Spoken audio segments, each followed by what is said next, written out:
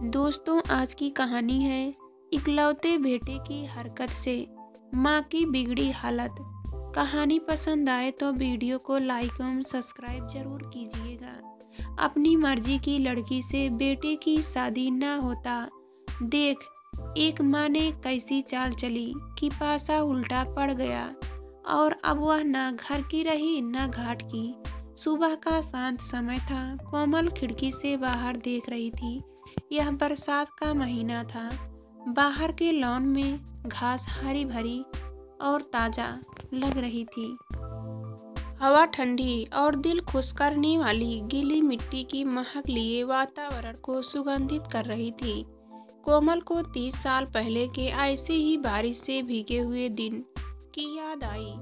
मुबारक हो मैडम, बेटा हुआ है, नर्स ने कोमल से कहा। यह सुनकर कोमल ने चैन की सांस ली। उसको बेहद डर था कि कहीं बेटी पैदा हुई तो पति के परिवार की नज़रों में उसका दर्जा गिर जाएगा।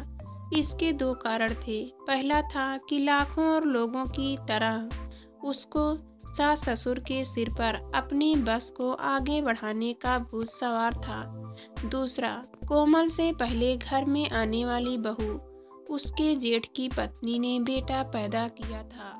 जल्द ही सारे खानदान में बेटा पैदा होने का शुभ समाचार फैल गया। सबसे पहले कोमल के सास ससुर अस्पताल पहुंचे। उसे बधाई देने के बाद उसके ससुर ने कहा, मुझे जैसे ही समाचार मिला मैंने यश को जर्मनी फोन कर दिया। वह बेहद खुश था। यह उनका बेटा और कोमल का पति था। वह उस समय कारोबार के सिलसिले में यूरोप का दौरा कर रहा था।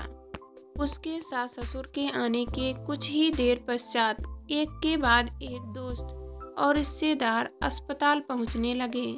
साथ में फूलों के गुलदस्ते, मिठाई, बच्चे के लिए कपड़े और खिलौने लाए। पर अस्पताल उच्च श्रेणी का था। उसके नियम बहुत कड़े थे। कोमल के सास ससुर के अलावा एक समय पर केवल 2 लोग ही उसके कमरे में जा सकते थे और जितने तोहफे और फूल वगैरह आए थे उन सबको अलग एक छोटे कमरे में रखवा दिया गया। कमरे में ताला लगाकर चाबी कोमल की सास को पकड़ा दी गई। 2 दिनों बाद कोमल अपने बेटे को लेकर घर आई। यश भी उसी शाम को जर्मनी से लौटा। फिर कई दिनों तक बच्चे के पैदा होने का जश्न मनाया गया। कोमल की ससुराल का बहुत बड़ा भव्य घर था, पर उसके ससुर को लगा कि एक ही दिन सारे रिश्तेदारों और सबके दोस्तों को बुलाना तो मेले की भीड़ की तरह होगा। किसी से खुलकर बातचीत भी न हो सकेगी। सो हर दूसरे दिन पार्टी रखी गई। एक दिन उसके रिश्तेदारों को बुलाया गया। 2 दिन बाद ससुर के व्यापारी मित्र आए थे।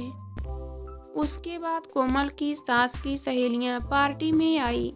अब आया वह दिन जब यश और कोमल के मित्रगण खुशी मनाने आए। कोमल के बेटे के नामकरण पर बच्चे के दादाजी ने उसका नाम महावीर रखा। धीरे धीरे महावीर बड़ा हुआ। पढ़ाई में काफी तेज था और हमेशा अपनी कक्षा में पहले या दूसरे स्थान पर आता था। पर बचपन से ही वह काफी आइडियल स्वभाव का था और अपनी मनमर्जी के मुताबिक ही काम करता था। 10वीं कक्षा पास करने के बाद जब वह 11वीं में जा रहा था तो उसके पिता यश ने चाहा कि वह कॉमर्स और इकोनॉमिक्स पढ़े ताकि आगे जाकर कॉलेज में वह सीए या एमबीए कर सके और डिग्री हासिल करने के बाद महावीर उनके कपड़ों के निर्यात के कारोबार में उनका साथ दे। महावीर के कुछ और ही इरादे थे। वह एक शानदार 5 स्टार होटल खोलना चाहता था।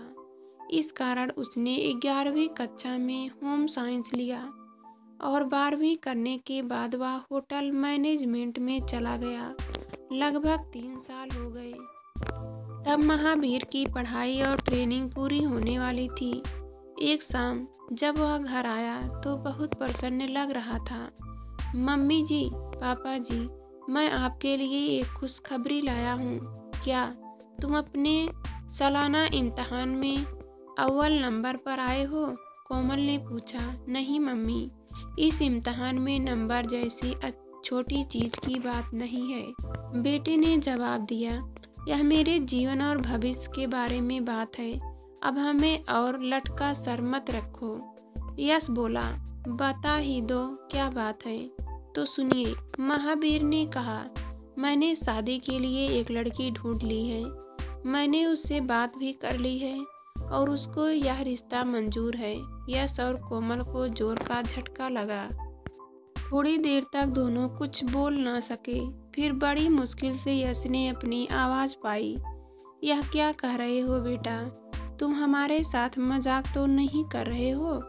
नहीं पापा जी, मैं आप लोगों के साथ भला ऐसा कैसे कर सकता हूँ? महावीर ने जवाब दिया।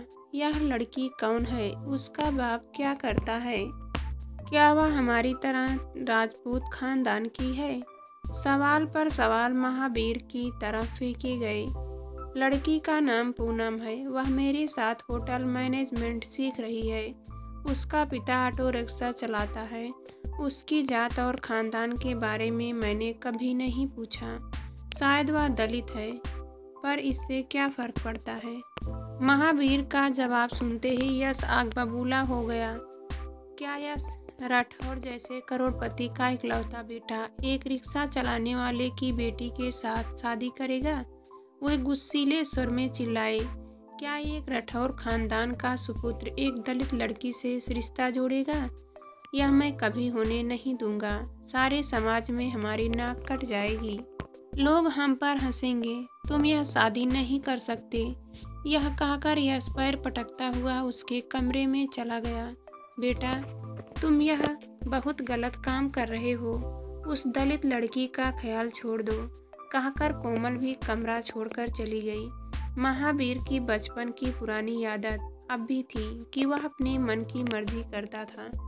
चाहे उसके माता पिता कुछ भी कहे, उसे और पूनम को एक 5 स्टार होटल में नौकरी का बुलावा मिल चुका था, जिसके बारे में उसने डर के मारे अपने माता पिता को नहीं बताया था। पूनम ने तो प्रस्ताव मिलते ही होटल को हाँ कह दिया था। उस दिन माता पिता के विचारों को सुनने के बाद महावीर ने तय किया कि वह भी उसी होटल की नौकरी स्वीकार कर लेगा। फिर जल्दी ही वह एक छोटा सा मकान किराए पर ले लेगा। अगला कदम भी उसके विचारों में था कि वह तब पूनम से कोर्ट में शादी करके अपनी गृहस्थी बसाएगा। पूनम को महावीर की योजना सही लगी, पर वह पहले अपने पिता की अनुमति लेना चाहती थी। जब पूनम के पिता को पता चला कि उसकी बेटी किससे शादी करने जा रही है, तो शुरू में तो वह डर गया। उसे पता था कि यश राठौर बड़ा आदमी था और उसकी जान पहचान शहर के वरिष्ठ पुलिस IPS अफसरों से थी। वे चाहते तो उसका लाइसेंस जब्त करवा सकते थे या उसे किसी बहाने जेल भिजवा सकते थे। महावीर ने उसे आश्वासन दिया कि उसका पिता गुस्सैले जरूर है और उसे जब गुस्सा आ जाता है तो वह कुछ भी कर सकता है, लेकिन वह सब स्थितियां संभाल लेगा। मुश्किल से पूनम के पिता शादी के लिए राजी हो गए। पहले दिन के झगड़े के बाद महावीर ने अपने पिता के सामने अपनी शादी की बात कभी न उठाई और न ही अपनी माँ को कुछ बताया। ट्रेनिंग खत्म होने के बाद पूनम और महावीर की नौकरी लग गई। अपनी योजना के अनुसार दोनों ने कोर्ट में नोटिस दे दिया कि वे शादी करना चाहते हैं। कानून के अनुसार पहला नोटिस देने के 3 महीने के बाद ही वे शादी कर सकते थे।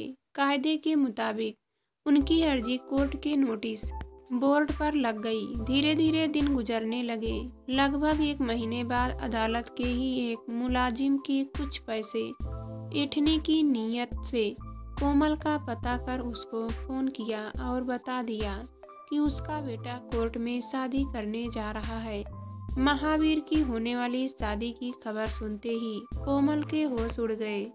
वह जानती थी कि उसके पति यश बेटे महावीर से पहले ही नाराज थे, क्योंकि उसने उनके साथ काम करने से इनकार कर दिया था और उसकी जगह एक होटल में नौकरी कर रहा था।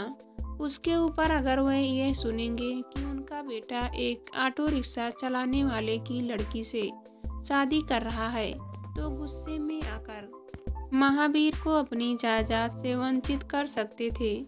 कोमल किसी हालत में यह नहीं सह सकती थी कि आखिर महावीर का इकलौता बेटा था। कोमल सोचने लगी कि वह क्या करे ताकि महावीर और पूनम अलग हो जाए।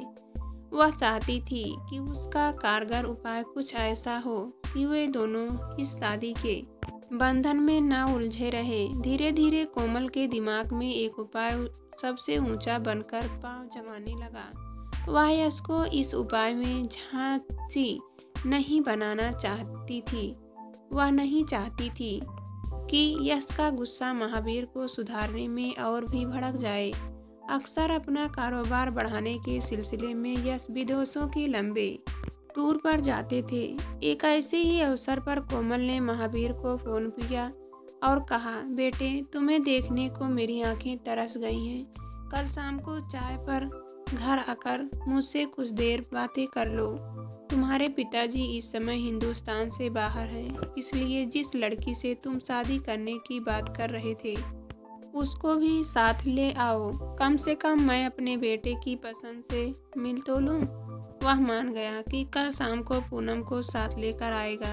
अगले दिन सुमा अपनी योजना के अनुसार कोमल बाजार गई। ड्राइवर को कार पार्किंग में छोड़कर वह खरीदारी करने पैदल निकल गई ताकि किसी को शक न हो।